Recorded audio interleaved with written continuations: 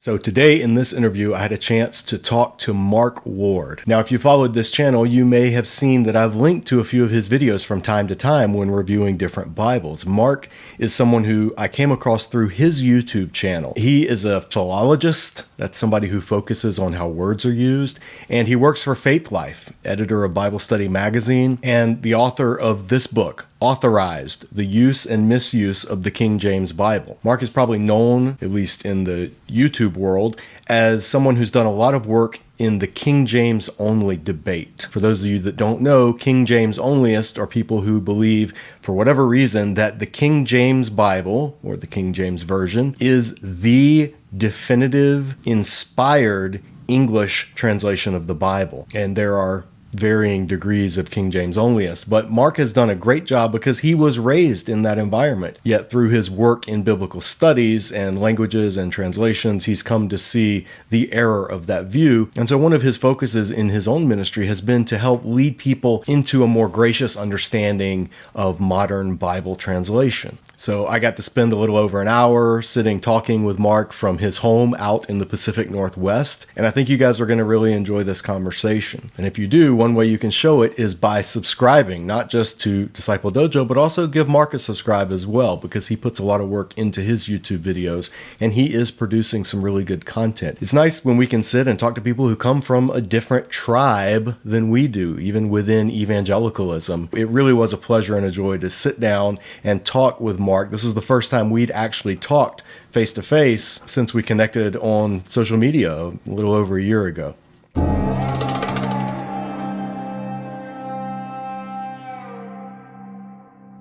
So I am talking today to Mark Ward, and he is the author of Authorized: The Use and Misuse of the King James Bible. If you are familiar with YouTube Bible teaching review content, you may know Mark from his own YouTube channel, which I've enjoyed. I've linked to him in a few of our videos before. He is a fellow Bible geek. I say that lovingly. He is a fellow redhead. I say that admirably. And he's on the West Coast. He's out on the other side of the country. So we were able to connect through our wonderful technology here. And I wanted to introduce Disciple Dojo viewers to Mark, and we're going to talk to him about some stuff that I think is pretty fascinating. So Mark, welcome. It's great to have you in the dojo. It's great to be here. I really enjoyed kind of getting to know you over the last probably year or so. And I really appreciate the shout outs that you give me sometimes. Links to my videos. Your videos are, I want to talk to you a little bit about some of your videos in a minute, because one, just I want to learn some things from somebody who does it. But when I was setting up, when we transitioned, Disciple Dojo used to be primarily a weekly teaching ministry. We did a live Bible study. There was a restaurant, a Ruth's Chris Steakhouse, that was owned by a friend of mine, and he would provide a buffet lunch every Tuesday and say, invite whoever you want and do a Bible study. He just wanted to reach business people in the community. So we did that for about 5 years until COVID. COVID shut it down. So at that point, we had to transition to YouTube and really focusing on YouTube. So we had to invest in, studio lighting and cameras and all that kind of stuff. Your channel, there were a couple of people whose channels I looked at, but your channel was one that caught my eye in terms of not just the technical stuff. Your lighting was good and the delivery was very good, but also you were doing content that resonated with me and with the people that follow Disciple Dojo, because it had a lot to do with kind of the behind the scenes stuff in Bible translation. And that's one of the reasons that I wanted to talk to you. So I know who you are. Some of our viewers know who you are, but for those who don't, how would you introduce yourself to a group of people that were unfamiliar with your work? Primarily, how would you describe yourself? Christian, husband, father, writer, editor, presenter, and ultimate Frisbee player. Choral music enthusiast. I really love the Western classical choral tradition, and I have a soft spot for most good a cappella, like barbershop. I still enjoy that. Those are the main adjectives. Yeah. That's a Renaissance man. Oh yeah, you stick barbershop in there, and I'm sophisticated. Yeah, I have I have some seminary training under my belt. I think that's probably relevant too. I spent a lot of years in seminary. I have been some kind of professional writer of Bible related stuff since I was 20. No, since I was 20. Okay. And I feel really privileged to have worked for numerous good institutions and to have written for them and to have a lot of good editors. And I really care about the stuff that you've just been talking about, behind the scenes Bible stuff. And I suppose my message for the last number of years while working for Faith Life, makers of LOW-GOSE Bible software for the last 7 years now, has been study the Bible carefully, study the Bible according to faithful, careful, academically informed, but not overwhelmed methodology. Mm-hmm. And I've focused, as you mentioned my book Authorized, I focused a lot on the distrust that a lot of lay Christians have. And it's not just King James only Christians, but the distrust a lot of them have in our modern Bibles. And I've tried to urge people to see the value in reading multiple Bible translations. So in a nutshell, that's who I am. I should add one more thing. I care about the church. I love the church. And I've been an assistant pastor. I've been an outreach pastor. My church, where I was an assistant, actually voted to close toward the end of COVID. No big blow up or anything. It was just time, and COVID was one of the reasons.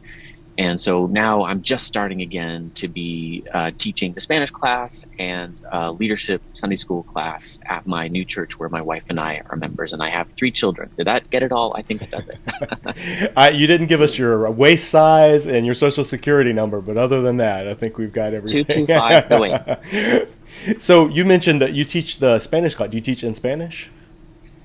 Well, sort of. I minored in Spanish for 2 years, and I got to about 70% fluency, I say. And then I just kind of plateaued because the Lord hasn't given me the opportunity, or I haven't made the opportunity, kind of both, to be immersed in a Spanish-speaking country. I've just done little mission trips, and I just never could quite get past that break. So I have a translator, but I can understand what he's saying. It's kind of ironic. and then I'll say a few things in Spanish, or like he asked me to pray in Spanish, and so I can do that. That's fantastic. If I could, there's a few languages that if I could pick up just immediately, obviously Spanish, Arabic, there's a couple that I would love to, I can muddle my way through Greek and Hebrew, but only biblical. all the languages I've ever studied are dead languages. And so they're kind of useless for talking to living people today. But, I could somewhat make my way around the Holy Land and at least read the letters on the signs. That was helpful. So seminary, what was if you had your theological, well, tell me your undergrad and then your theological postgrad education. What is that? Yeah, so one of the reasons I'm interested in the King James only controversy is that I grew up basically within independent fundamental Baptist King James onlyism, and I always say after that I had a positive experience. Nobody abused me. There's a lot of negative stories that go on about that circle of the church, but I didn't experience those things, and I think my church was a really good one, in that realm. I've come to be forced to disagree with them on a number of items, especially the King James only controversy, but I'm really grateful for them. They were sort of adjacent to Bob Jones University on the spectrum of American evangelicalism. I didn't really realize I was crossing a line when I went from my King James only Christian high school to Bob Jones. But to the leaders there, like at my old church, they would have perceived that, but they didn't stop me. They supported me just fine. They were glad to have me going off to a Christian college. But I was, of course, while I was there, disabused of my King James onlyism very kindly and gently. In fact, so gently that I don't even remember it. I remember being King James only, and I remember not being King James only, and I don't exactly know what happened in between. I think it was the pastor I had then, but that pastor was the first expository preacher I'd ever really heard that I know of. Perhaps I just didn't recognize it previously, but I just sat on the edge of my seat. I just absolutely ate up his sermons on Ephesians, for which I was present, pretty much for the whole series. It took him 5 years on Sunday nights, so you would typically take a break once a month for our communion services that we had on Sunday evenings. And that was the Lord's means of calling me into Bible teaching ministry. And I really respected that man, still do, absolutely. I cite him and think of him all the time. He was my mentor and still the best preacher I've ever heard. Fantastic. And I wanted to be like him. And so I did the thing that I don't really recommend to others. And I got all my degrees in one place. I switched from graphic design to Bible at Bob Jones. And then I got an MA in Bible and a PhD in New Testament interpretation from BJU seminary, and I graduated, oh boy, technically 2011. So it's been a little over 10 years. I wrote my dissertation on Paul's positive religious affections, which had a major linguistic emphasis as well as a theological one. But I could tell I'm not a theologian. There's just so much reading and knowledge that's required. I want to be responsible, but I'm a linguist. I like to call myself the slightly older word philologist, in part because I think C.S. Lewis, one of my favorite writers, used that of himself. That's Yes. my path. And I'm not quite in the same place you are in everything. I am Reformed, and I'm more or less in the, Reformed-ish Baptist world, but I've never been formally confessional, although I was ordained in the last 2 years, according to a version of the London Baptist Confession that I created because I couldn't stand the older archaic English being in my own, doctrinal statement. But that's the world I'm in still. Right. But at Faith Life, I'm serving. I love serving all the Bible focused people from whatever denomination that it is. And I find it really interesting, what people kind of come out of the woodwork when I write Bible focused stuff. It is, well, one of the reasons I think is because you do a very good job in presenting kind of the landscape of things in a way that's not divisive. You can tell in your work you're very conciliatory.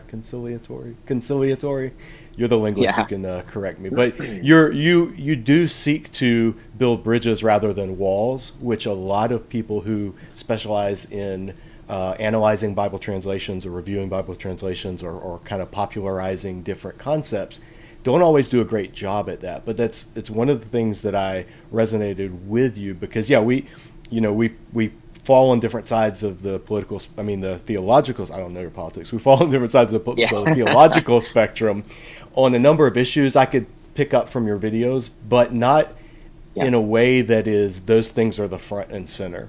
And I knew Mark was probably somebody I would enjoy just hanging out with and talking to, and if we did come to things where we disagreed, it would probably be a pleasant and a respectful disagreement and a challenging, Right. Iron sharpening iron kind of thing, rather than a frustrating bang your head against the wall kind of thing. So that's you exude that. Your videos do, and your and even your writing, they communicate that you have a heart for people outside of your tribe, within evangelicalism. Yeah, I kind of always want to say at this point that, in case anybody's thinking, wait a minute, Bob Jones University and, irenic ability to talk to others beyond your tribe, those don't go together. And there is some truth there. I think many of the public leaders of BJU in decades past were separatistic to the point of isolationism and used rhetoric that I actually went back and I worked at the fundamentalism file at the BJU library for 5 years. It was an awesome job. I was paid to read and write summaries of articles on all kinds of religious and political topics. So it was like a study center for undergrads. I absolutely loved it. It's like another education next to what I was doing. And I read some of the correspondence of one of the presidents of Bob Jones Jr. And he certainly had gifts, but he could be terribly pugnacious. And I just wanted to say that is not really what I was taught there. That was sort of the public face. But my professors were, 98% of them really gracious people who loved the Lord. And because Bob Jones was multi-denominational from its very beginning, it was coming out of the fundamentalist modernist controversy. It had a healthy focus on the Bible. And the more you get into denominational specifics, the more you are going to divide people. But in order to keep together a multi-denominational coalition, you really have to focus on the Bible. And I've taken that basic insight into my work for Faith Life and found that it works really well. I have my tribe. I care about our differences in the right circumstances, and certainly in my local church. I am going to put up walls. But when I'm serving the whole church, I do not care to deny. I want to affirm and avow, as the King James translator said in their preface, that evangelicalism is bigger than my tribe. The church is bigger than my tribe. I just today posted a review on the Grace and Truth Study Bible that Al Mohler had recently released, and The review. I was trying to communicate that same point. It ended up being a gracious review. I actually thought it was a very good study Bible in a lot of ways and recommended it. But I was trying to instill into readers that it's possible you can have your folks that you resonate with. I'm broadly evangelical Wesleyan, evangelical Methodist, and I resonate with a lot of my Baptist and Charismatic, Pentecostal, Reformed, Anglican friends. And it's part of it was because coming from Gordon Conwell, we were also in an interdenominational seminary. And so you would have faculty who were Baptist, faculty who were Anglican, faculty who were Lutheran, and they would teach in their classrooms. They would teach what they believed and where they were coming from, but they couldn't get away with straw manning other positions because they had faculty colleagues who they knew you were going to go sit in their class and hear from them. So they had to be responsibly persuasive in wanting you to see their view without being, like you said, pugnacious. And I think that's something that broad evangelicalism is strengthened by. The more we're able to do that, it doesn't mean you don't have your views and your opinions. It doesn't mean you don't argue for them. It doesn't mean you don't say when you think someone's wrong. You just, you don't have to say they're a heretic necessarily. Right? Like somebody can just be wrong. Right. Those do exist, but pulling out the heretic card, early is a classic strategy of people who I think are described by Galatians 5 as displaying the works of the flesh, divisiveness, contention, and strife. Mm-hmm. That card, just heats up the debate on anything. And again, sometimes it's true. You need to pull out that card because heresies exist. But I think I was trained at Bob Jones to think really carefully before I pull out that card. And I'm grateful for that. And you can't get away. You're not going to be as persuasive with people who really love the Lord and love their neighbor, true Christian people. You're not going to be as persuasive with them if you're constantly showing your tribal card. That sort of tribalism, I don't know, it breeds in people, it breeds the works of the flesh. Yeah. I'll just stop there. Yeah, absolutely. I think I know of no other way to swell someone's pride than to make them think that they are, on the right path, and everyone who disagrees is because they're a heretic, or in political language, they're a sheeple. They're just following all our culture. You and I are living in a cultural moment that's pretty inherently divisive, and the whole social media, YouTube, all of these things. I mean, YouTube algorithms thrive on divisive clickbait headlines and thumbnails. Right. And so as Christians and Christian content creators, if people want to use that term, I struggle with how do I get stuff in front of people. If I have a video teaching series on something that I think is pretty important, but it doesn't have I can't think of a clickbait headline if I'm going to talk about ancient Near East background to Tiamat and Leviathan kind of stuff.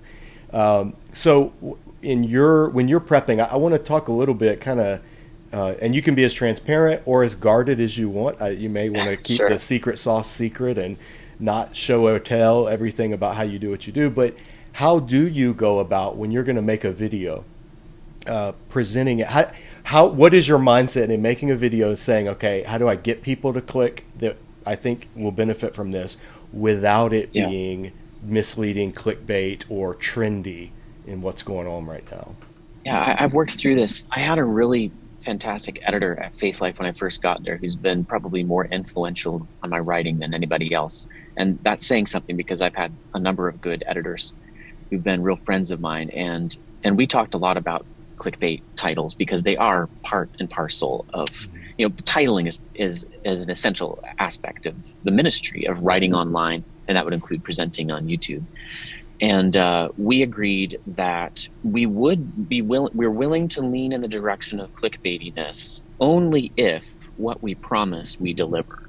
So, countless times, among the times I've been tripped up by clickbait myself, frequently what's frustrating to me is that they promise some secret, you'll never expect this or that. And then it turns out to be only under the most generous definition could they be said to be telling the truth? Right. So I'm willing to use conflict and curiosity. I got those two C's from Ray Comfort. Somebody relayed this to me. I thought it was really helpful. I want to use those things to drive interest in my videos. But I've also always had a little bit of a contrarian streak when it comes to this. And I remember being a young blogger and noticing that other guys my age in the, Theo blog space were doing book giveaways and other things that are not wrong at all. I'm not saying that's bad. But I just felt like I want only my content to pull people in. I don't want to use marketing. And again, like, I work for a marketing department. Marketing is not wrong. I'm not saying anybody else has to do it my way. But I erect a little bit of a barrier to entry. And so I don't spend a whole lot of time on those titles. I do think I'm thinking conflict and curiosity, but sometimes my titles are really wordy. And I always love, over the centuries, titling has changed a lot. And I'm fascinated by back in the 19th century, I guess, or maybe it was the 18th, they would have a title, the greatest house in the country, comma, or, and then they have a subtitle rather than a colon like we do. And so sometimes I ape that, I'm just playing around, and I have private jokes that sometimes only I get. And that's probably not good YouTube titling practice. Don't do what I do, but that's what I'm thinking. That's my secret sauce.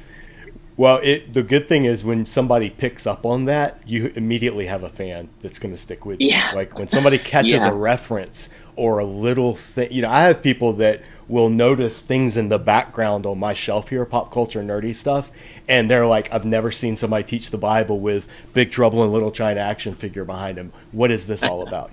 So you can kind of catch. So when you drop something that's like insider knowledge, or somebody who would have to have read 18th century literature to pick up on it, I think, yes, it doesn't draw as many, you don't get the wide masses, but the ones you do, that they're going to appreciate it. And there's something rewarding about that. Yeah, which I would not do in church, right? Right. When I'm in church, I'm serving those people. But on YouTube, I feel like, okay, I just hate this terminology, but this is one place when it works. I can be myself, and people either like it or, most cases they don't. That's okay. One of the reasons I do that is I found I'm incredibly busy. I really don't have time for a YouTube channel. I don't know how I do it. I have to write in a fit of, like a manic fit almost to get it all done. I have to shoot and edit in a manic fit. So I don't have time really to be translating everything I do into something that's more accessible. I feel bad saying that because a big part of my message is that you got to be accessible for the plowboy. But I'm not a Bible translation. And I also feel like my audience is pastors and other Bible nerds. I'm really not mainly reaching out to the average person in the pew. And I'm not putting that person down or putting anybody down who reaches that person. I think it's a wonderful skill to have. I just interviewed Christiane Nibwile, the Beatty's wife, and she wrote a book called Literarily about the genres of scripture. And I feel like she did an excellent job just being approachable and accessible to the person in the pew. When I'm on my YouTube channel, that isn't really my focus. I'm trying to influence the influencer. So if somebody says, "Oh, I like your channel," but I'm just a person in the pew. No, you're not. You're a Bible nerd. I've winnowed you out by, if you like this stuff, then you're a pastor or other Bible nerd. Yeah, you have an appreciation for it, and it definitely shows. Do you, when you make a video, how do you start to finish? Do you write it out entirely as a script? Do you film? How much more do you film? Like, for instance, just background, when I do a Bible review, the review may end up being between, usually 20 minutes is about what I want to shoot for. And most of the time when I film, what I film is going to be 40 minutes to an hour. And I end up cutting that down significantly. But I don't write anything down beforehand. I've always been more off the cuff. Your videos, I don't notice very many cuts in them. And your precision, your word precision is very clear. So I'm wondering, do you write beforehand? Do you memorize what you write? Do you prompter? How does that work? There is only one bit of secret sauce in there, but I'll tell you almost everything else. I script 99% of my videos, and I do use a teleprompter. If occasionally I'll do a book review and I'm just tired, and I'll say something and then stop and try to be completely still and then say the next thing. I've done that just a couple times, and then I'll just cut out those gaps. That's actually really laborious. I find the most efficient way. So that's easier to do in at the moment, but it's harder later on when I'm editing. It takes much longer. So the most efficient way is I write it all out in that manic fit. I'm just all the time writing. I mean, writing all everywhere. And I have all my devices set up so I can just get right to writing. I love writing in Markdown. And then I have little tricks where, I have an app that helps me run a macro on the text and get it ready for the teleprompter. And then I just stick it up there and go. And I can't do all the cool stuff that other YouTubers can do, which I think is awesome. And they're great with, on location shooting, and they have somebody filming them on a, what do they call those things? A gimbal. I have one of those, but none of my family wants to do it, and I don't want to make them.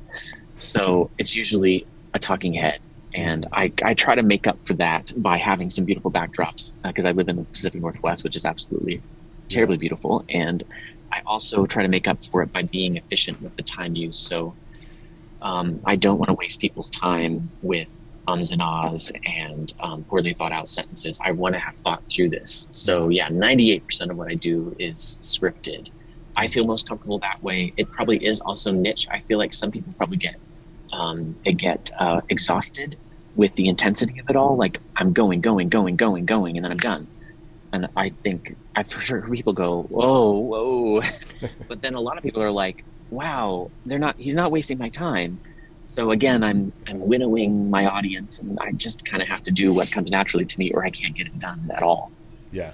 That makes complete sense. I can tell there's a lot of, I would say your videos have a lot of precision. When I watch them, that's what I'm taken by, is they're in a good way. There's precision. You're not wasting time, like you said. And do you edit them yourself, or do you have help with the editing, or?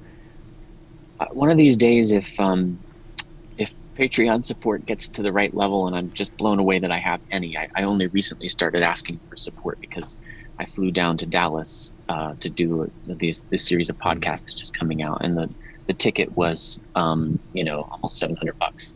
So I was like, the labor is worthy of his hire. Don't muzzle the ox that treads out the corn. I've got to have support. Anyway, if support increased to the level where I could do it, I'd love to have, say, somebody in the Philippines or Mexico or something for whom, the wage I can afford is actually really great for them, and they can edit it. But no, I edit everything, and that's got to be part of the efficiency. I have to shoot in such a way that I can edit it pretty easily afterwards. I like editing in Final Cut Pro, and LumaFusion on my iPad Pro is actually how I did the first pretty much 2 years of videos. And it's an excellent app. It's very, very quick. That's what I do. Yeah.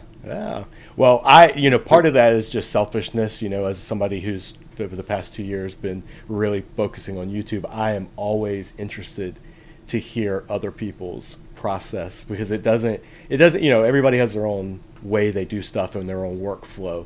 But I find myself watching. It's like when you go to seminary, you listen to sermons differently than before you went to seminary. And so when I watch videos on YouTube, I watch videos differently now than before. I had to learn any of this stuff. So I think it's interesting. And I think there are going to be some viewers who also think it's interesting. But that's not the main reason I want to have you on. I want to get to the meat and potatoes of why you are here. And I'm going to call you a King James expert. I think you've spent more time. You've certainly spent more than 10 years. Was it Malcolm Gladwell's rule of expertise or whatever? So you've put in the work. Yeah, I would consider you an expert on modern English Bible translations, and particularly the King James.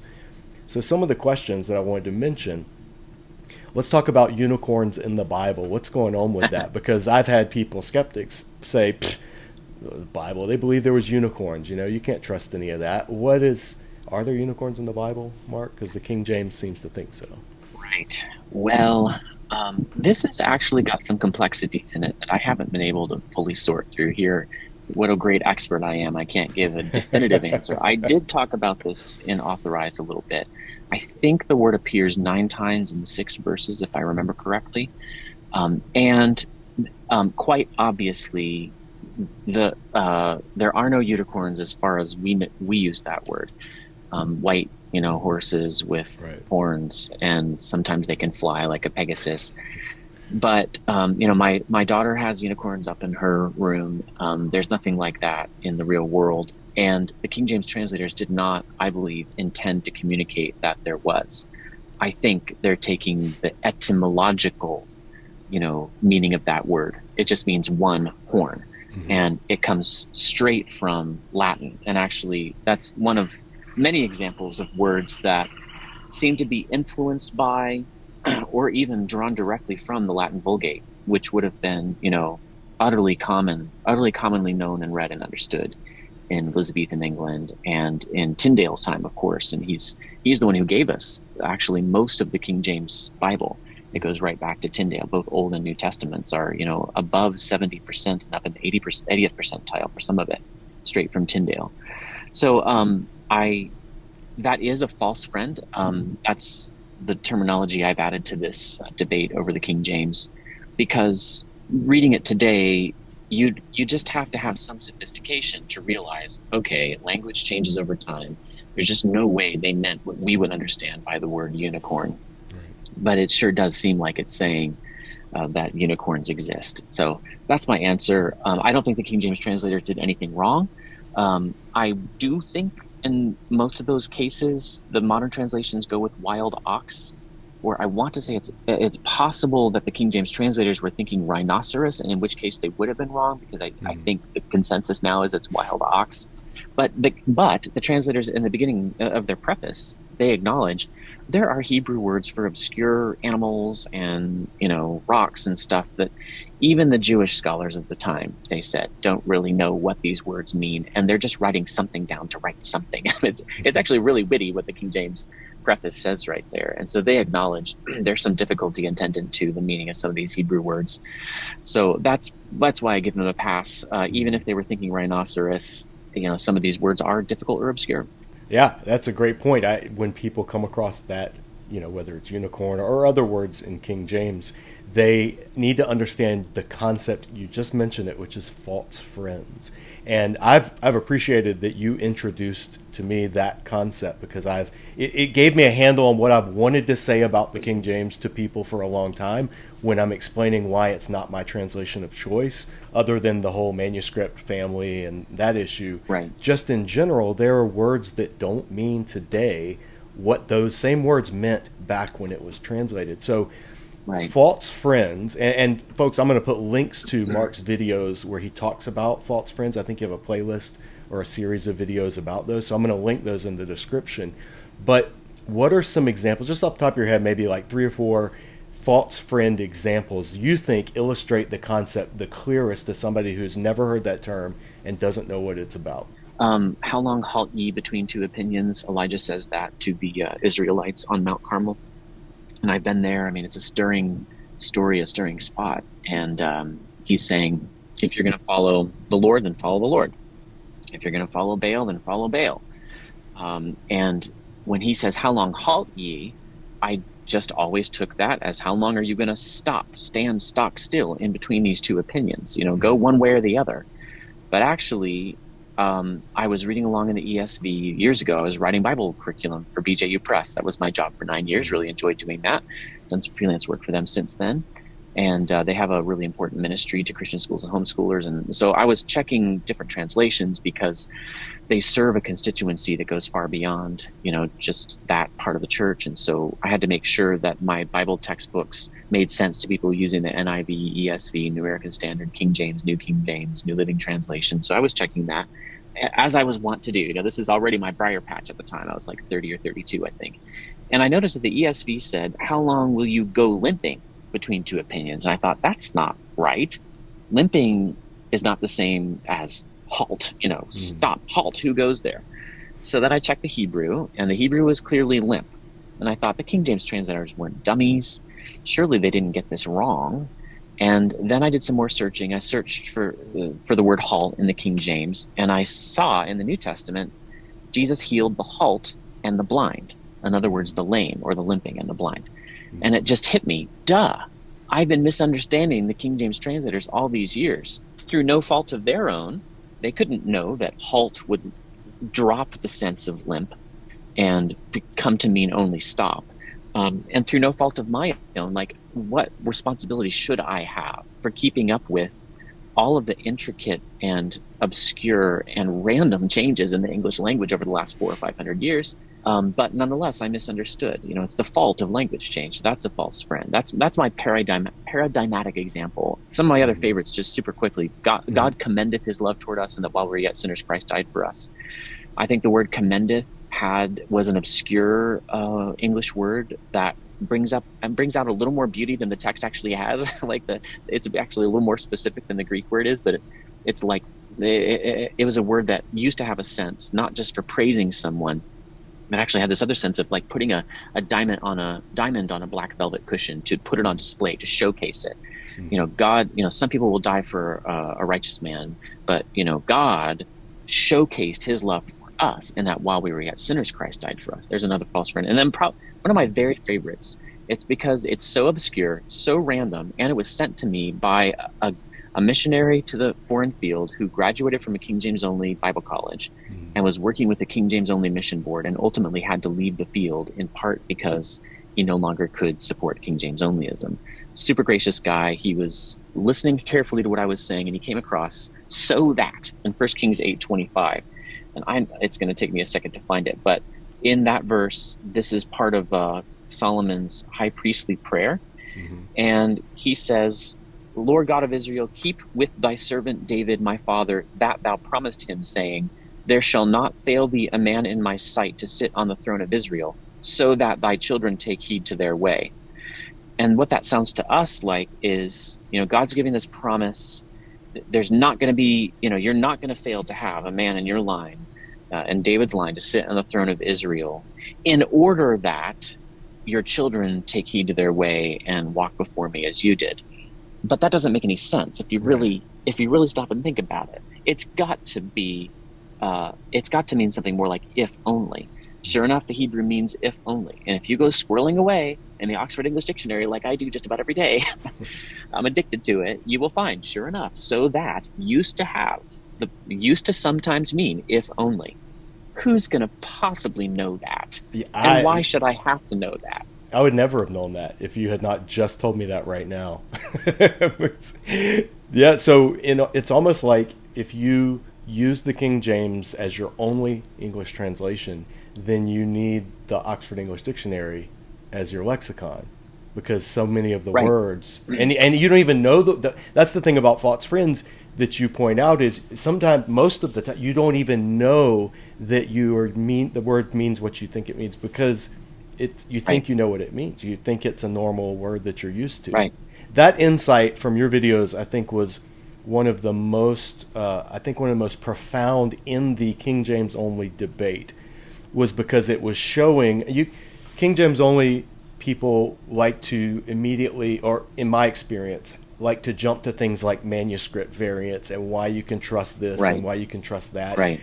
And I think what you do in your book and in your videos is you kind of just sidestep that for the most part, and say, okay, granted, let's say that the Textus Receptus is the most accurate Greek manuscript.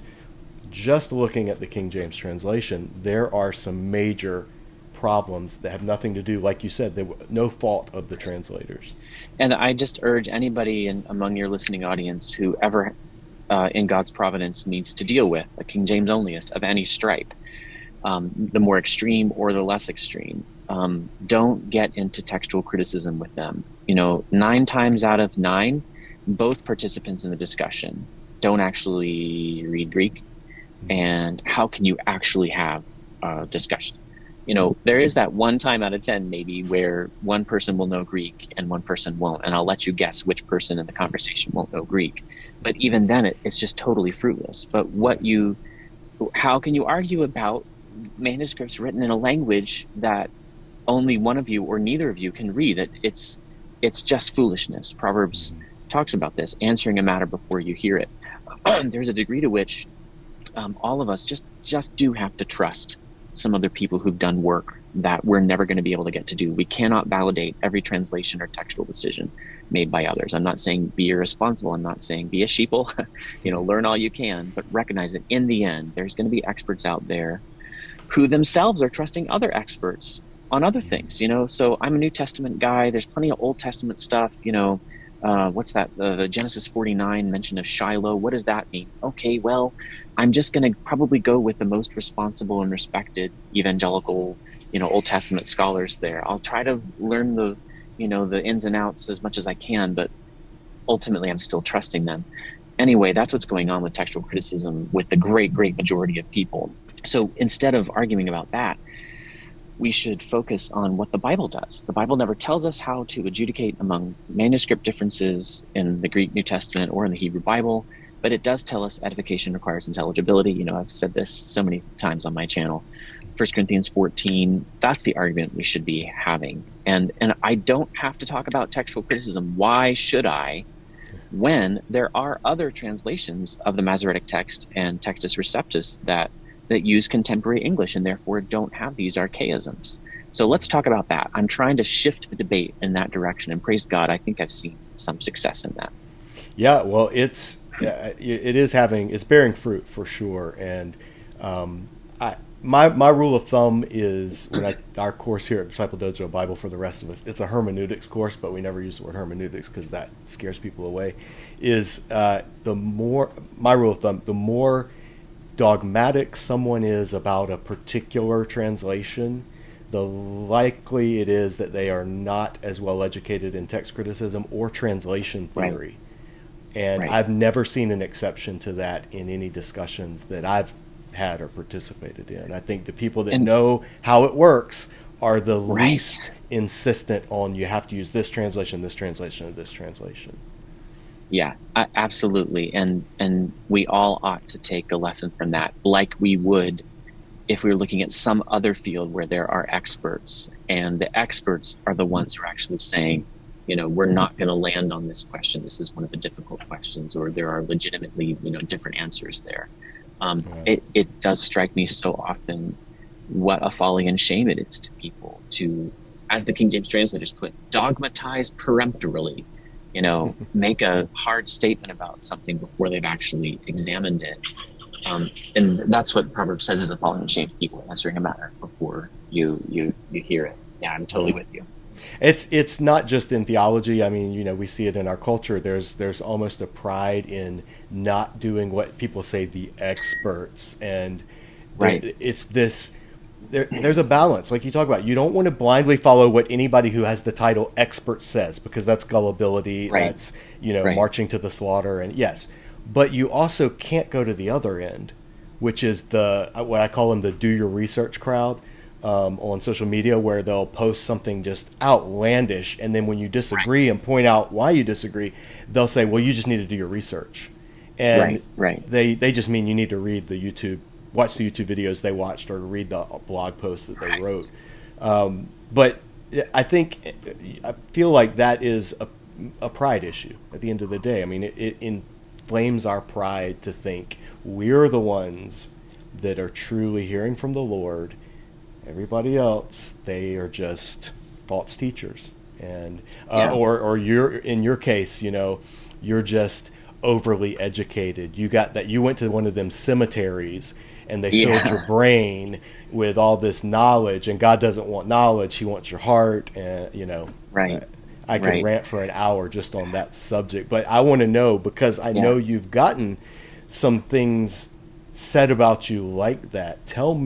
Share some of what you would consider the more colorful or creative hate mail that you've gotten in your career so far. Well, maybe can I preface that by saying it's really understandable that we've got this problem, not only because of human fallenness and pride. Yes, that is absolutely rife on social media. There is just no way that people who've never even looked at a Greek letter should be going on my channel and telling me I'm ignorant. That is, again, folly and shame to those people. It is sin. But in their defense, this is a very confusing world, and we are finite, not just fallen. And in this social media landscape with so many voices, not just flying back and forth, but screaming back and forth, and it's all happening so fast, I feel lost sometimes. When COVID hit, and we don't need to get into the truly divisive elements of that, but I had to make some decisions as an assistant pastor. And I found it very difficult to just wade through everything that I was being presented with. I instinctively just rejected the people who said experts are dumb and they're out to mislead you. I know that can't be right. But I did see there's an error on the other side of, a theater of, what do they call it? COVID theater. Yeah. Kind of like the TSA has had to become in our world. So it's just really hard. And textual criticism is very complicated. And it is difficult. I understand this, to accept inerrancy. The Bible is inspired and authoritative. And yet, there are some of these areas where we're not totally sure what the text says. I get why that is difficult.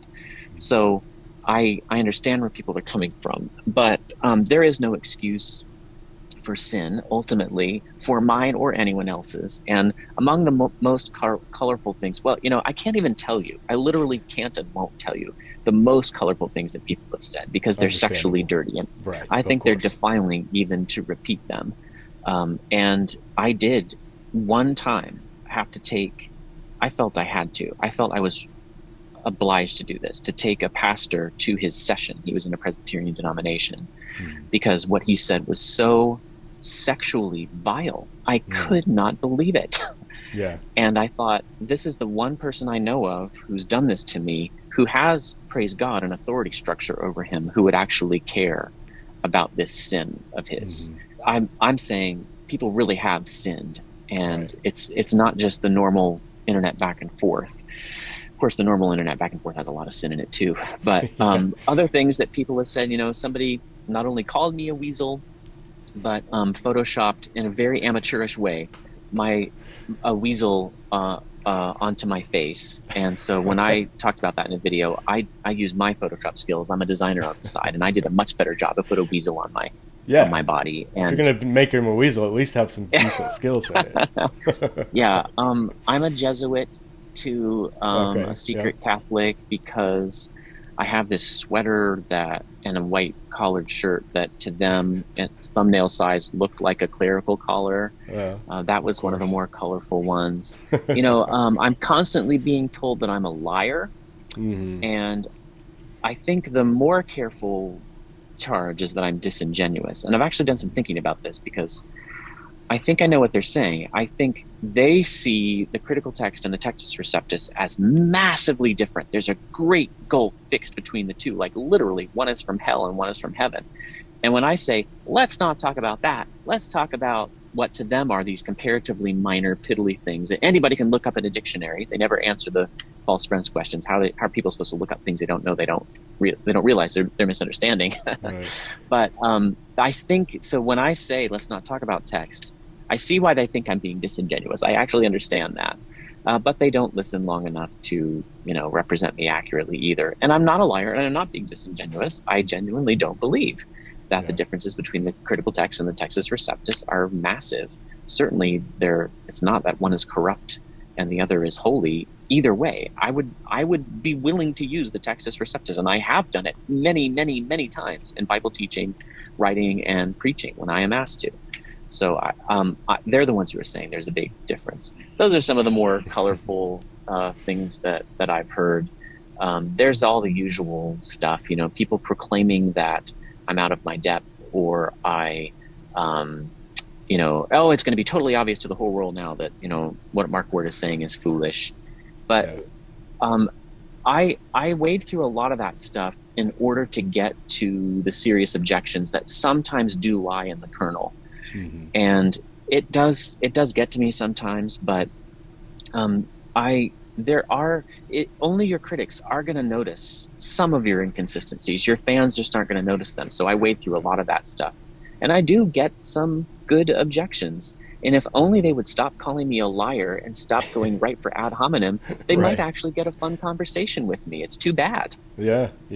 That's it. It's a tricky thing, because the rule of the internet is don't read the comment section, to keep your sanity. Yeah. And totally, I get that. But at the same time, like you said, sometimes even from the most obnoxious people, you still there is a point they're making that someone who's not as obnoxious as them would have made a million times better and would have forced Right. you to deal with. And so Yeah, I'm exactly. always, I mean, I'm not anybody enough to have a massive number of like troll armies after me or anything. Nobody's Yeah. boycotting Disciple Dojo because nobody even knows what we do. But I still try to read through comments, even when they're negative, even when they're unfair, even when they're uncharitable, because you can learn from it. You can learn from your Right. critics. You Right. just have to have a thick skin, I think, and also Yeah. realize the nature of anonymous commenting lends itself to Right. people Abuse. being terrible. Just Yeah. people are terrible. The doctrine of And depravity is easily proved by any comment right. section on social media. Right. You have to love your neighbor as yourself, or you're never going to Hmm. get through it. And some days I don't. I get angry and I sin. Yeah.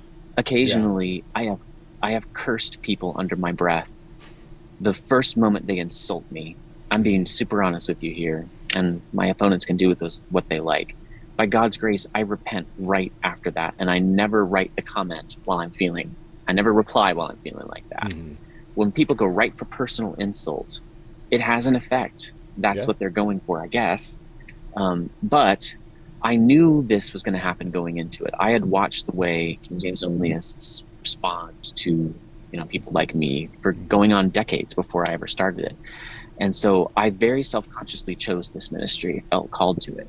Also, I constantly think these are sheep caught in a trap. And when I reach down to them to free them, they're going to nip at my arms. And Right. I've had a number of folks tell me, when I first encountered you, I hated you. But for some reason, I kept listening. Yeah. And now I see what you were doing, and I'm sorry for that comment. And that's wonderful.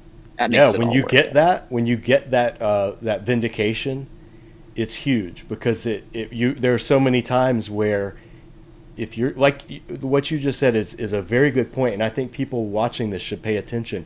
There are some issues, if you're going to speak on them, you need to know in advance the type of Right, antagonism you're going to receive so that when it right. does happen, it doesn't surprise you, and it dampens, it doesn't erase, but it dampens that natural defensiveness that we might feel if it were Absolutely. any other Yeah. topic. You were talking to members of your ministry board. I don't know how formal that is.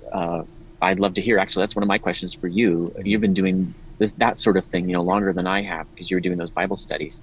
But I have an informal ministry board and people who support me both literally with money and on Patreon, and they pray for me.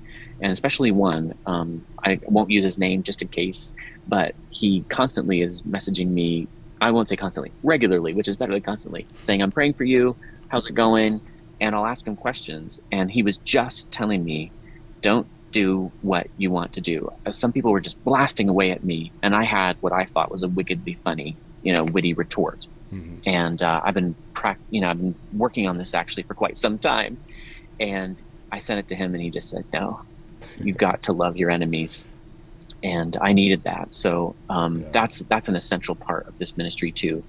Yeah. I can get myself thinking I'm the gracious guy, but that sin lies in me too, the same sin that is in my opponents, and not in all of them. I do have gracious opponents, I really do, and I love that.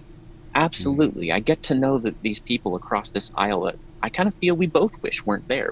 We feel there is something more important uniting us. We wish we didn't have to disagree. I built some friendships across this aisle. It's kind of crazy, but It's that's rare. it's a real phenomenon on social media. There are people who for probably about 12 years, my main interaction ministry, the engage part of Disciple Dojo's motto, which is equip, engage, Yeah. empower. The engage part has always been primarily through social media, cultural engagement, discussions, fostering difficult discussions, and then doing it in a way that shows people you can have those discussions without hating each Right. other at the end. And on Right. social media, there have been people who when they comment on my thread, I know like, okay, what are they going to say this time? And some of the ones who most annoy me are also the ones who I do genuinely get along with. And it's only when Yeah. we come to one particular issue that I have to roll my eyes because I know what they're going to say, and it's going to be kind of sometimes Yeah. obnoxious. But in general, that's not their entire personality. And when I've gotten to Right. know them in other aspects, we found out, oh, we get along pretty well. We just really butt heads on this issue. So how can we Right. harness this in a way that one of my friends here in Charlotte is Dr. Michael Brown, who's conservative Messianic Jewish voice, and he and I've known and admired him for years and years, and there's an issue when it comes to things involving the Middle East and things on the ground where we butt heads and have butted heads for probably almost 10 years now, but we were able to do a debate at Gordon Conwell, open it to the public and let people come in and do a friendly, moderated discussion that harnessed that headbutting in a way to get everybody to think through it. And it was, to me, if that needs to happen more, there needs to be more honest discussions among people who genuinely disagree, without the vitriol. I mean, the teasing and the sparring, I'm a martial artist. Sparring is what makes you better in martial arts. You're not trying to kill the person, but you are trying to tap them out. I think there's a place for that. Don't know how to achieve it completely yet, but I don't know if anybody does. Right. It's tough. I've done a lot of thinking about internet debate because of all this, and one of these years I feel like I want to write a big article just describing the phenomena that seems to attend nearly all internet debates. So maybe it'll help some of us get past some of those phenomena. I tell you, and you're in publishing, or at least have a lot of, you're in that world. There is a need for a Christian online ethic, a Christian social media ethics textbook or book or symposium or something, because we're in a time. I think that the technological change, just from when you and we're about the same. I just turned 44. How old are you? Yeah, I'm 41. Okay, so we're in that same window. Just the change in technology in our lifetime is greater than any other point in human history, in terms of the world we were born into and the world we live in now. And Christian ethics have had hard enough time keeping up with long span changes. So something this fast, I think that's an area I would love to see more input in among Christians. But there's a quote you had in your book, and it said, "The bylaws of Christian publishing require at least one chapter in each Christian book to begin with a C.S. Lewis quote." And then you went on and shared one. Now, I love that quote because, like you, I'm a C.S. Lewis fan. I think I have said there are two people who I say read everything they've ever written that you can find. One is C.S. Lewis, and then for me, number two is Christopher Wright. Those, I think, are the two. I've never read anything by them that I thought, oh, I wish I wouldn't have read that.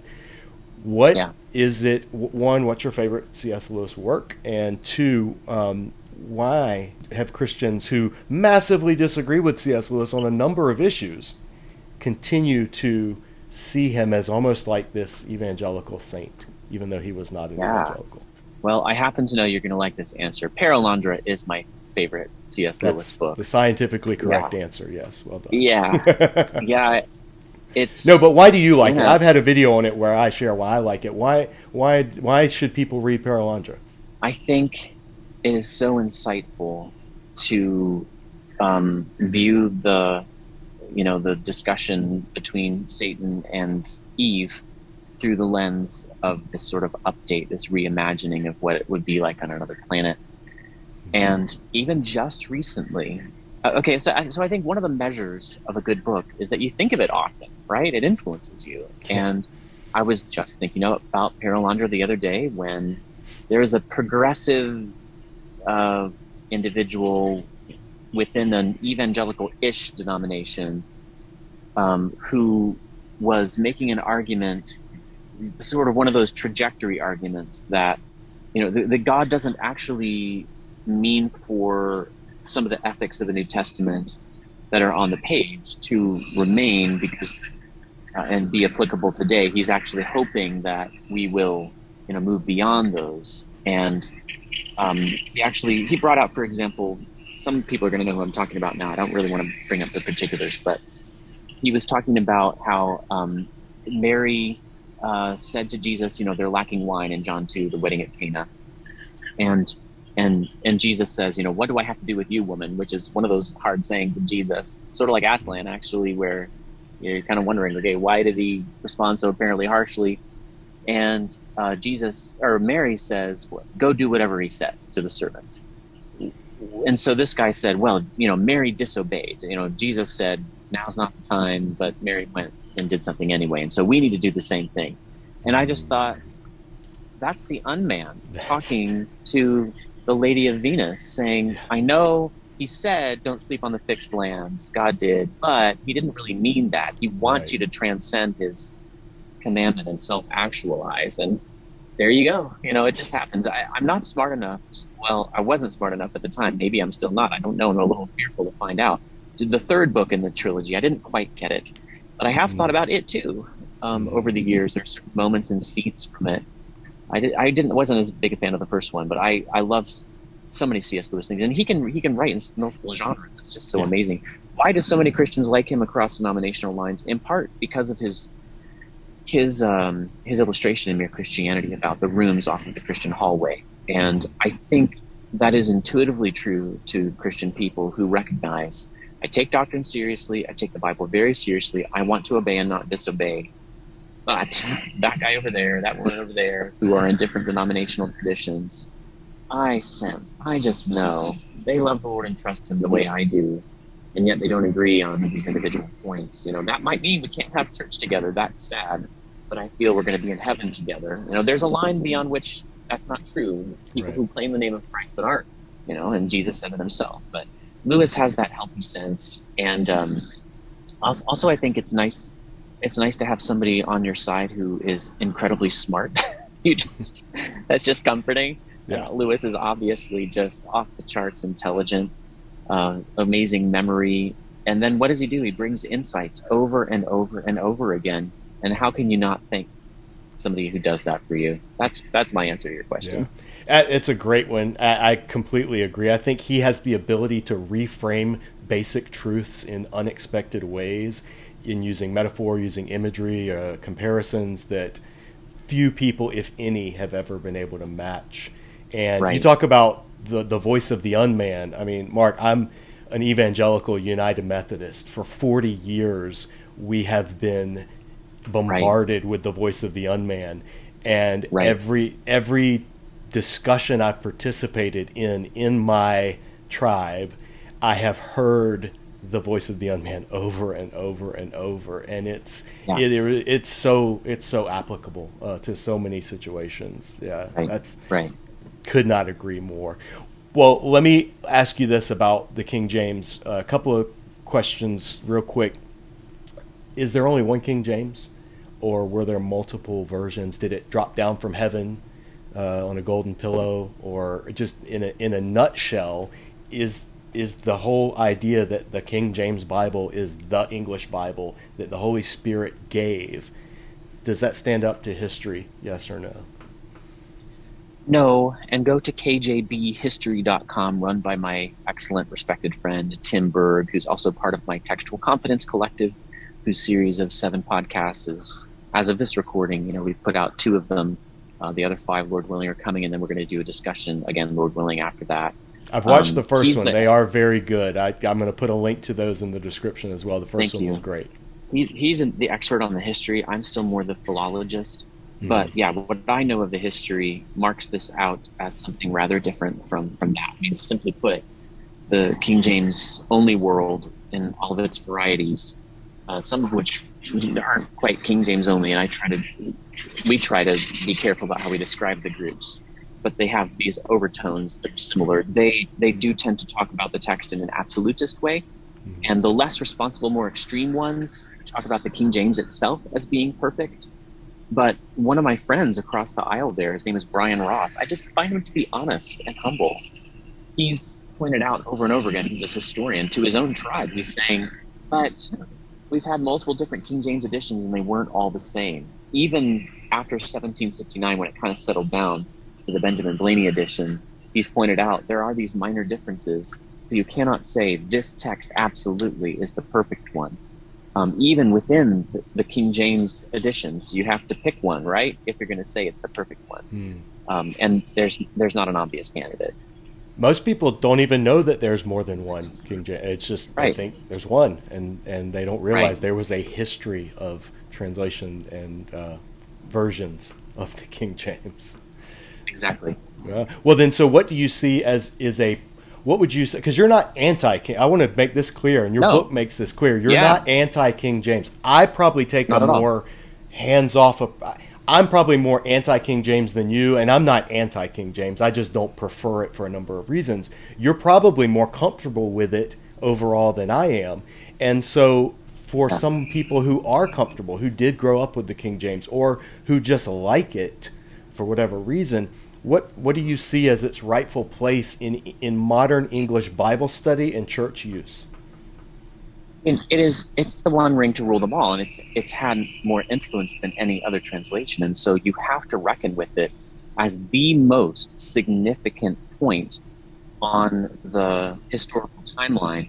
It casts a shadow, and that means that all of its decisions now seem normal and traditional and at least initially unobjectionable, and even translations today that aren't under any moral obligation to stick with King James, the individual renderings in the King James, they often sort of default to it in my experience. So the exception would be the Net Bible. I feel like the Net Bible is one of the major evangelical translations that almost like chooses to not follow the King James in places where it could take a different interpretation. I find that useful. I don't think they're trying to tweak anybody's nose. I think that's kind of goes back to the purpose of the translation, which was really actually the notes and the description of all the translation and textual decisions that they're having to make. Yeah, you've just got to know the King James if you're really going to understand the history of English Bible translation. I do think that it can play a role as sort of the solemn text. And, at my funeral, if they read Psalm 23 or the Lord's Prayer, I'd rather it be in Elizabethan language. No matter, write this down here, everybody, whoever's in charge of my funeral, and hopefully decades hence, I want the King James at my funeral. In those key passages. But if there's a preacher at my funeral, I sure hope there is, who preaches the gospel, I'm not going to do that weird thing where I record a gospel message myself and make them play it. That's just bizarre. I've never heard of that, But but yes, it is. yeah, but if the preacher preaches, don't preach from the King James, brother, please, because I want the people at my funeral, especially my non-Christian relatives that I hope will come, I want them to understand everything that you're saying. But when the Bible is mainly there to provide that solemnity, that traditional, feel, and there are times for that. I think the Lord's Prayer and the Psalm 23 are some of those texts. I reach for the King James myself, but that's a comparatively small amount of Bible use in my mind. I don't read from the King James frequently anymore. I don't remember the last time I read all the way through it. It might have been 18 years ago. Maybe 20. I don't recommend that people do that until they've already read through contemporary translations.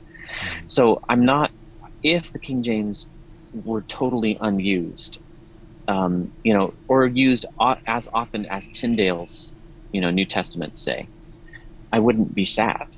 I think the point of reading your Bible is understanding it, right? But while we still have it around and I think there's value in reading it and knowing that tradition. Like you said, it has formed Bible translation, for better or for worse, and every translation that comes after it. That's why I use it in my study. I always will compare, how did the King James say this? Because that's going to tell me how the later translations down the road were their default approach to it usually. And you say for better or for worse. I think it is mostly for better. Like the vast majority of it is for better. And nobody in the King James only world seems to register that I say this. I don't know if they just disbelieve me, but I think the King James tradition has proven its utility, its value. And that's why I sort of default to the ESV if I'm asked to, and I'm not really asked to. I guess for the Bible Study magazine that I edit, I never mentioned that. I edit Bible Study magazine. We use the ESV now. I finally just standardized it to make it easier for myself. And why did I pick that one? Because I think it probably is the closest to the King James as far as what the King James translators would produce today if they were alive today. mostly formal, but not slavishly so, cares about literary beauty. I think the ESV is a worthy heir to it. I am certainly not, as you know, trying to cast aspersions on the NIV or the CSB. Those have their place too. But if I have a gun to my head and push comes to shove, that's the ESV is what I reach for, because I want to honor the King James tradition. That makes sense, and especially given the area of evangelicalism from which you come and which you're primarily Right. involved in, your two choices would be ESV or New Revised Standard Version, and it makes sense that you would lean that way. Your recent video, by the way, on the updated edition of the NRSV, I shared it on social media because I completely agreed with it, and maybe that in the future we can talk more about that one, because Yeah. I'm interested to see how it's received. But on that note, because people always ask me this, so I'm sure they ask you. I recommend people when if you don't know Greek or Hebrew, first of all, I think you should learn the basics of both of those languages. It's not super hard, but I know for some people that's just not possible. So if you only have access to English Bibles, which we all do now thanks to modern technology, pick 3 Bibles, one thought for thought, one word for word, and then one somewhere in the middle. What would your recommendation for those 3 be to just the average viewer of this that wants to kind of have a broad understanding of what they're reading? That's a really hard one. If I'm forced to choose 3, and that's kind of the thing, nobody is, right? Right. Nobody has to choose just 3. But if that's the constraint I have, I'm going to have to say, You could yeah, say 2 or 3, 3 or 4. Just I have 3 that just kind of up because it makes sense. But then I always tell people, or if sure, you don't like this one, use this one. So I completely understand what you're saying. But just to give somebody I guess a starting point, they want to buy a yeah, couple of study Bibles to have on the shelf, yeah. in different translations. So off the top of your head, ESV would probably be Um, would that be your middle approach, or would that be more to your um, formal equivalent? that would probably be the most formal. I'm not probably going to recommend the NASB to that person. If I get 3, I'm probably going to say ESV, NIV, and CSB. If the person is slightly more academic, I might replace either the CSB or the NIV with the Net Bible and send them to the notes. The You did say notes, study yeah. Bible. I just think it's really helpful to get to see, the ingredients that the cooks put into the broth. Yeah. I think it's faith building to see that. And I think it really helps develop your understanding if you look over and over again at the options available to translators, as much as, can be conveyed to you in English. So that, Yeah. anything that's the major modern evangelical English Bible translations, I'm comfortable recommending. Those are the ones I know well, and the ones that I trust, the ones where I know and trust, numbers of the translators, because I've read their commentaries and books. And I will link in the description to it, but your quick thoughts on the Passion Translation. Yeah. Enough said. I, yeah, well, I should say more. John MacArthur got in big trouble when he gave a really short answer to what should have been a complex question, and I don't want to do that either. I was very careful to point out the good in it when I did 2 videos, and I'm planning to do another one. There's tons of truth in it, and if that's all you had on a desert island, I think you could come to know the Lord and love Him and understand Him pretty well. But it also is based on some frankly wacky, uh, extreme charismatic views of what translation is and what the originals are. The Hebrew homonymy thing, it's just like one of those ideas where he says that these words can have multiple different meanings, and God had given him, Brian Simmons, the translator, the secret key. Mike Winger, of Yeah. course, has done the best on this. Yeah. And he hired Daryl Bach and Trumper Longman and Vijay Gupta and others to help. But it's just so wacky. It's like I hardly even know where to start with Yes. this. But it makes scripture into a wax nose, and I'm really alarmed by that. So I don't recommend the Passion Translation. People do. I want them to go watch the Passion Translation video that you did, just so they can hear you say that's the 4th dumbest thing I've heard today. I laughed out loud at that line. I don't know if it was written or off the cuff, but it literally made me That laugh was out loud when I prepared. saw it. Okay. So I was like, that alone I know I'm gonna like this guy, just from that Well, line okay, alone. you want to talk nerdy? You want to know where that joke comes from? No, It where? comes from, okay, you're gonna know. I have to tell you. There's a comedy barbershop quartet called Fred, and they won the competition, the international competition, years and years ago. But they lost it, or got second or third or fifth or fourth, multiple times leading up to finally winning it. And they sang this song, this parody song, instead of "Who'll take my place" or "Who'll take your place when you're gone," something like that. I can't remember what the original song is, but it was "Who'll take fourth place when I'm gone." So I'm sorry, that's what was going through my head when I told that joke. Yeah, but you spun it and made it your own, and then, I did. well done. Did you see? You went to Bob Jones, so I would assume maybe the answer is not. But did you ever see the Simpsons episode where Homer joined the barbershop quartet? Of course I did. Yes, my devotion to barbershop means I push past those barriers. I did watch The Simpsons in high school before I went to Bob Jones. It is like it's too crass for me now. I can't take it. But there's these couple episodes that I've actually showed my kids, and I think that was one of them. The Yeah. one where there's just a couple, and then there's these satirical moments that are just so gold. I think about them all the time.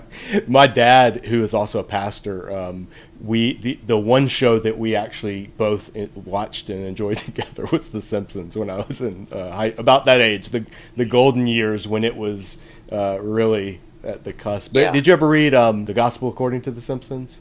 I've seen it. Yeah. Yeah, it was interesting to hear, because he's not a Christian. It was a Jewish writer looking at the gospel elements. Yeah, that is far afield from the subject, so we will not talk more Simpsons. But Yeah. I know you've got to run, and so we will wrap it up. It's a shame that this hasn't happened before. So it's really been nice to get to know you a little bit. Yeah, well, I appreciate it, and I'm going to continue pointing folks to your material. I think it's really good, and I think, like I said, having connections with people outside of our tribes and with people who we don't have to agree on everything, and we can still learn so much from each other, and I really do appreciate that about you. Where's the best way? Well, one, where do you want people to go to, see your work? And then two, what is the preferred way if somebody wanted to reach you, if they had a question about the King James Bible or, Sure. Anything like that? My YouTube channel is the place to go, and that's where I'm putting most of my energies now, as far as outside my work. And to contact me, I do have a blog with a contact form. It's by faithweunderstand.com, and you can find my contact form there. And I get questions just about, all the time, every week at least, sometimes every day. I try to answer everything that comes in.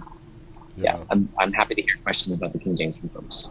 Yeah, good stuff. And what's your role? What's your actual role at Faith Life or LOW-GOSE, or what is the difference between Faith Life and LOW-GOSE? I've reviewed LOW-GOSE, but go ahead. Yeah, Faith Life is the parent company. LOW-GOSE or LOW-GOSE, either one is fine. Oh, I was going to ask you which software. Pronunciation is the correct one, the Erasmus or the... You'll understand this then. We use LOW-GOSE with people who've learned Greek in America because they've most likely learned the Erasmus pronunciation LOW-GOSE. But people who haven't taken Greek will think it's LAGAS, so we say LOGOS to make it clear it's two O's. If I'm talking to a more scholarly or pastoral audience, I'll probably say LOW-GOSE. If I'm talking to more lay audience, I'll probably say LOGOS. Or if I don't know, I'll stick with LOGOS. But LOGOS is our major product. It's not our only product. I'm the editor of Bible Study Magazine, which is a lot of fun to do. And that comes out every 2 months. And the point is to kind of win people to the kind of Bible study that LOGOS facilitates, which I would call evangelical, faithful, but academically responsible Bible study. And so I just get to kind of nerd out on that stuff as a writer and editor, soliciting articles. That's my main job. Did you have any role in the Faith Life Study Bible? No, that was before my time. Okay. That was before I even came to the company, but I worked with a bunch of people at Lexham Press. For several years, I worked at Lexham Press, and I still, consult with them some. A bunch of them are still there that did that study Bible. And is Lexham under Faith Life? Yes. Okay. I am not always sure of the relationships between all the publishing entities when I review Bibles. Because I just mainly focus on the theological content. And so people will ask me questions sometimes, and that's one of those questions is faith, life, LOW-GOSE, Lexham. What is the relationship? And I've never been. Yeah, that's partly our fault. And Lexham is getting something more of an independent reputation. I would say more than something. It used to be a grab bag of stuff that we at LOW-GOSE produced, but now they do actual serious books, including authorize the use and misuse of King James Bible, which is another way that people can kind of connect with my work. Yes, run, don't walk. Go get it. Pick up your copy today. It's short and it has jokes. It is very readable and very and it was an entertaining read. It's not. I didn't know going into it because I have the Kindle, so I can't really see the size or thickness or anything. So I knew it was going to be interesting. I didn't know what I was going to get when I started reading it, and I read it very quickly because it is a very engaging read. So folks, check it out. I'm going to put a link in the bio to that and to a number of the other things that we've mentioned here in this video. Mark, thank you so much. Enjoy the rest of your beautiful day out there in Seattle area. About an hour north of Seattle. Okay. Up there in God's other country. God's country is the South, as we all know, but his other country is Pacific Northwest. So enjoy the time up there. Thank you. God bless you, brother. All right. Thank you so much. I appreciate your time. Thanks again to Mark for sitting down and taking time to talk with us. If you haven't already, get a copy of his book, Authorized. It's available as I have on Kindle or in print. And it's a great book on the history and the usage and the misusage of the King James Bible. Very readable, suitable for a lay audience. You don't have to be Bible nerds like he and I. I really do recommend this book. It was really enjoyable. Thanks for watching. We'll see you back here for more interviews with names you should know out there in the world of biblical scholarship. Take care.